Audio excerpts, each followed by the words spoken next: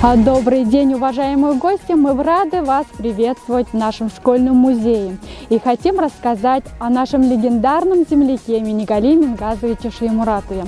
В 1953 году по инициативе ветеранов дивизии была открыта мемориальная доска, которая гласит: в деревне Биштаки родился и провел детство в 1899-1913 годах генерал-майор советской армии, командир башкирской кавалерийской дивизии Шаймуратов Минигали Мингазович.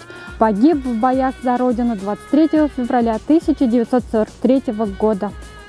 С этого и начались поиски материалов для открытия и функционирования музея. В этих целях была установлена связь с ветеранами дивизии, в результате чего накопился базовый материал.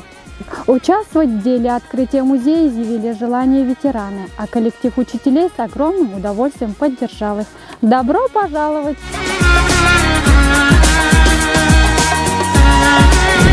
Здравствуйте! Сегодня я хочу рассказать вам о легендарной 112-й башкирской кавалерийской дивизии. Сформирована она была в 1941 году на станции Дема. 25 декабря 1941 года в Уфу прибыл Шаймуратов. Его отозвали с фронта. Он участвовал в боях под Москвой под началом командира легендарного в то время Даватора. Республика обеспечила дивизию конным составом, военным обмундированием зимним, также автотранспортом, частично оружием обеспечила. 22 марта 1942 года дивизии было вручено боевое красное знамя. Командир Шаймуратов клятвенно пообещал, что мы оправдаем доверие народа, будем сражаться по-богатырски до последней капли крови и обязательно вернемся с победой. С 11 апреля 1942 года начинается отправка дивизии на фронт. 1 мая 1942 года дивизия вошла в состав 8-го кавалерийского корпуса, а 2 июля 1942 года получила свое боевое крещение на Брянском фронте. Командиром 112-й башкирской кавалерийской дивизии первым является Минигали Мингазович Шаймуратов. После гибели Шаймуратова дивизией командовал генерал Белов. За образцовое выполнение задания при освобождении нескольких польских городов дивизия была награждена орденом Ленина. Приказом Народного комиссара обороны от 14 февраля 1943 года за большие успехи в боевых действиях 112-я башкирская кавалерийская дивизия была переименована в 16-ю гвардейскую кавалерийскую дивизию. В приказе было написано «За массовый героизм и мужество». Осенью 1943 года дивизия дралась на земле Белоруссии. Конногвардейцы освободили город Мозырь. И за это дивизия была награждена орденом Красного Знамени.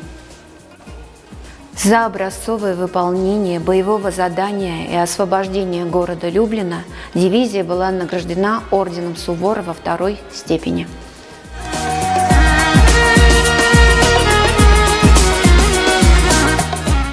Во время Берлинской операции конногвардейцы штурмовали крупный промышленный город Бранденбург, за взятие которого дивизия была награждена орденом Кутузова второй степени. Боевой путь дивизии начинается под Уфой и заканчивается крупным промышленным городом Бранденбургом в Германии. 78 героев Советского Союза. Ни одно воинское сухопутное подразделение не имело такого количества героев Советского Союза в годы Великой Отечественной войны.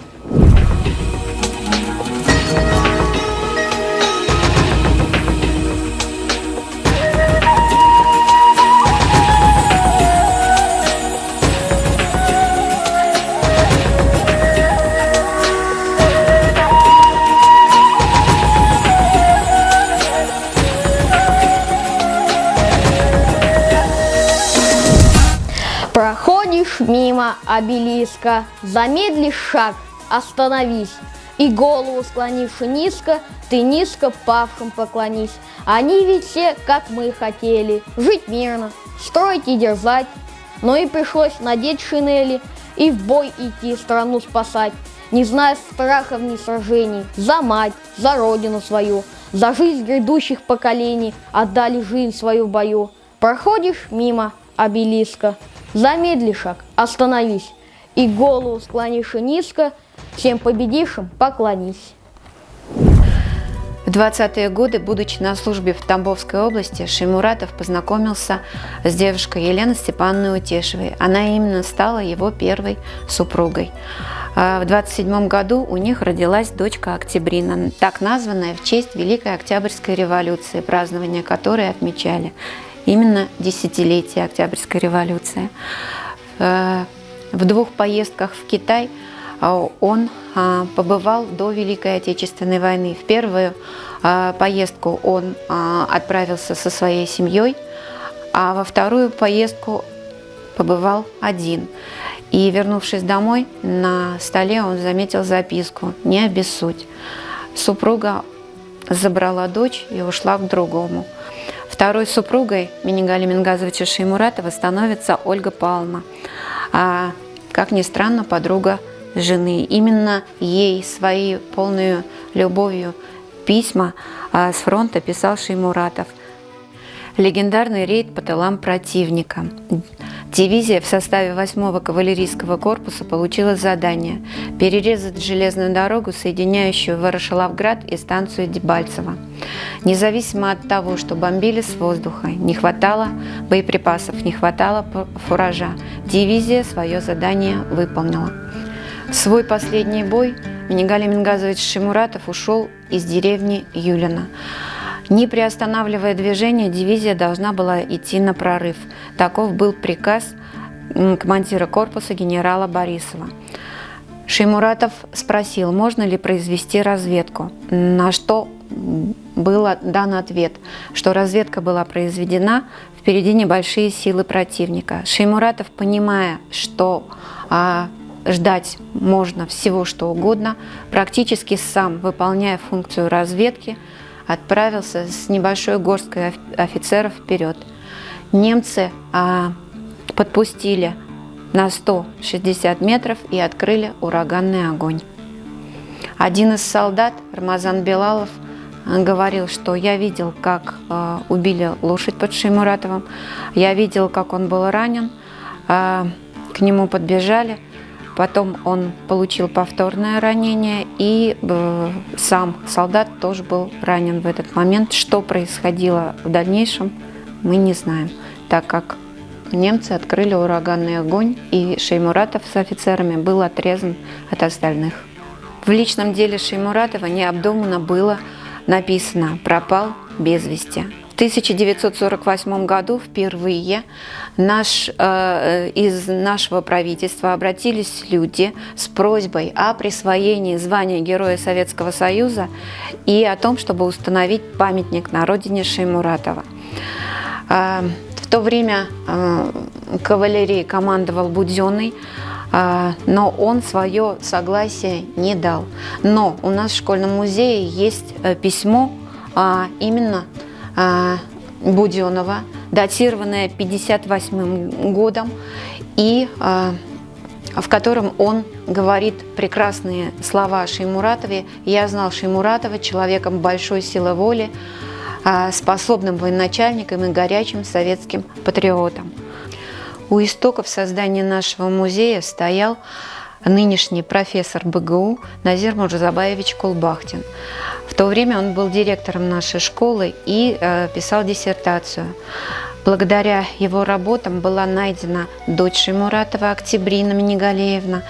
Нашли ее в Риге, привезли и познакомили с сестрой Шеймуратова Галимой, которая была несказанно рада и, увидев ее, сказала, что они очень похожи с отцом. А также Октябрина Минигалеевна побывала на родине своего легендарного отца в 1989 году на праздновании 90-летия. А в дальнейшем завязалась переписка, и она прислала нам свои фотографии, где запечатлены отец и мама. На этом фото вы можете увидеть Октябрину Минигалиевну на праздновании 90-летия своего легендарного отца Минигалия Мингазовича Шаймуратова. А после завязавшейся переписки она выслала вот такие фотографии, где Шаймуратов и ее мама Елена Степановна Утешева на отдыхе в Сочи. 1935 и 1936 год. В 1964 году на родине легендарного комдива был разбит парк и установлен бюст Минигалия Мингазовича. В 1999 году на родине Шаймуратова праздновали его 100-летие, но самого главного, наверное, человека, дочери Октябрины, в этот момент не было, так как не позволило здоровье, а в 2004 году ее не стало.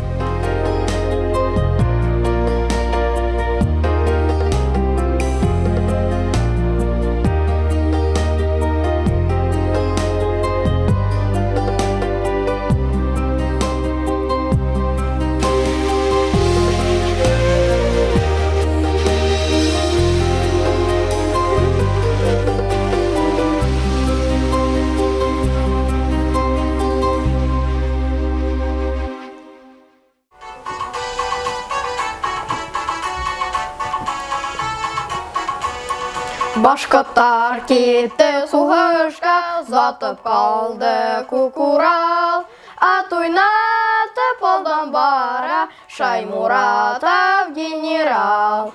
Ат ойнатып алдан бара, Шаймуратов генерал. Шли полки башкир в атаке, провожал седой Урал.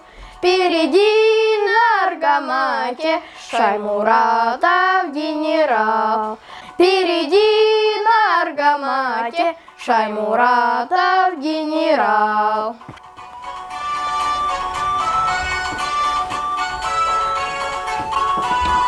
Шаймуратов под собою горячил в бою коня. На врага кидался в бою вихрем грома и огня. На врага кидался в бою вихрем грома и огня. Сейчас мы находимся на территории сельского многофункционального клуба. Здесь установлен бюст Минигалия Мингазовича Шаймуратова. А внутри функционирует выставочный зал, посвященный командиру 112-й башкирской кавалерийской дивизии.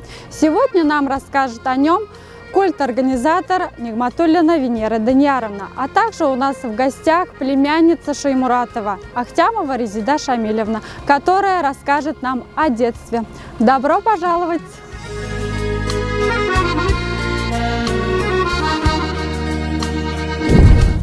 Біздің клубта Минигалия Шаймуратовқа арналған көргәзмә зал бар. Бұл залға түрлі яқтардан қонақтар келіп тұра.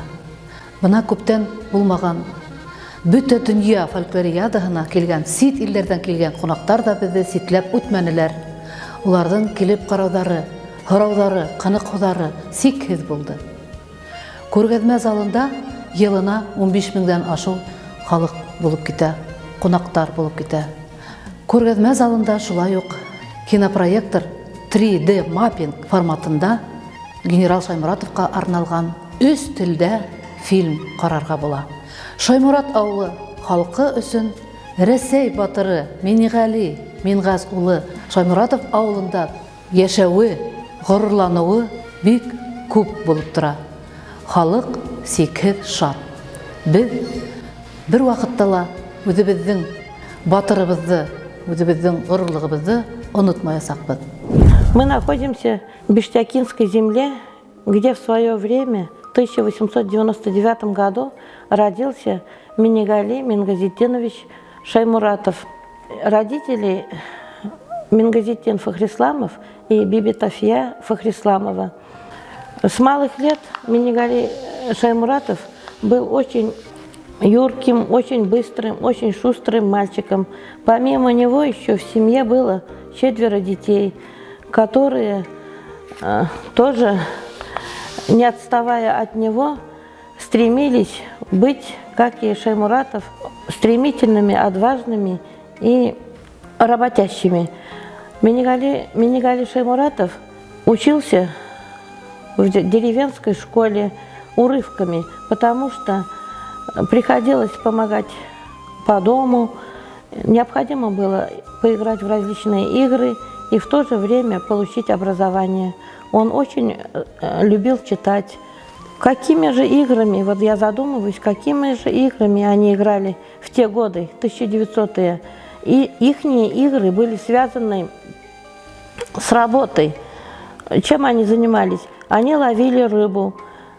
И при этом Минигали старался собрать как больше мальчиков из своей деревни и научить их этому делу. Они устраивали различные конкурсы, кто больше наловит рыбы, кто поймает самую большую рыбу. В то же время рыба – это была работа, потому что наловленная рыба, она использовалась для питания в каждой семье. Также любимым занятием этих мальчишек были лошади. Минигалим с малых лет увлекался лошадьми. И вот этих деревенских мальчиков он приучал любви к лошадям. И поэтому они ходили на речку с мальчишками, и они там мыли лошадей. Минигалим учил их, как ухаживать за ними, как расчесывать их гривни. И это было самым любимым занятием для них. Это и работа, и игра своего рода. А из шерсти, которые они чистили с животных, с лошадей и коров домашних, они скатывали шарики, мячики для них это впоследствии. И играли с этим мячиком, гоняли по улицам, как футбол получается. И Минигали всегда был заводилой всех игр. А зимой они играли игру «Царь-гора». Когда было ему 9 лет, ушла из жизни его мама Биби Тафия. И семье стало еще жить тяжелее, потому что надо было кормить, самим уже варить, добывать. И поэтому урывками учился Минигалиев, потому что они с братом подрабатывали у баев, которые были в этой деревне, чтобы прокормить свою семью. Отец у них работал на пароходстве в Уфе, и поэтому 5 детей находились частенько одни дома. Минигали уже в 13-14 лет с отцом тоже уезжает на подработки в пароходство Акимова «Урал». И с этих пор уже у него начинается жизнь трудовая. Летом, весной они на сплавах, на пароходстве, зимой в деревне своей Биштяки. И он вырастает таким смелым, выносливым, благодаря именно деревенскому воспитанию. Также он постоянно участвовал на скачках, потому что он любителем лошадей. И все лошади подчинялись ему. Даже из соседних округов приводили к нему лошадей для обучения. Он знал все способы, как приучить лошадь. И поэтому частенько обращались к нему. Вот такими играми они проводили свое время, становились людьми и вырастали. Работая на пароходстве с 13-14 лет, уже ему исполняется 18 лет, он уже на постоянную работу переходит в это пароходство. И когда начинается уже Октябрьская революция, он не остается в стороне, и ему уже становится интересна вот эта военная деятельность. И начинается его становление как военного человека. И в 19 лет он уже становится солдатом уже Красной Армии. Изучая свою историю для составления ШЖР, мне пришлось столкнуться с ШЖР, где я узнала, что ветка Минигали Шаймуратова принадлежит к нашей ветке. Изучая по архивным документам все вот эти материалы, получилось, что наши прапрадедушки родные братья, а мой прадедушка приходится Минигали Шаймуратову двоюродным братом. Изучая вот это ШЖР, мне стало очень интересно изучать жизнь легендарного героя, народного героя нашего Минигали Шаймуратова. И изучая литературу, я обнаружила, что все-таки о детстве Шаймуратова упоминается очень даже мало. И я хочу в последующем собрать все вот эти материалы, изучая со слов старожилов, в документах, сделать одну единую книгу, которая включала бы и детство, и юность, и отрочество Минигали Шаймуратова. 1972 год особенно знаменателен для жителей деревни тем, что тогда по инициативе педагогического коллектива был открыт парк имени Шаймуратова и установлен бюст Минигали Мингазовича. В 1987 году построена была новая школа, и бюст перенесли на территорию школы. В 2015 году парк возобновили.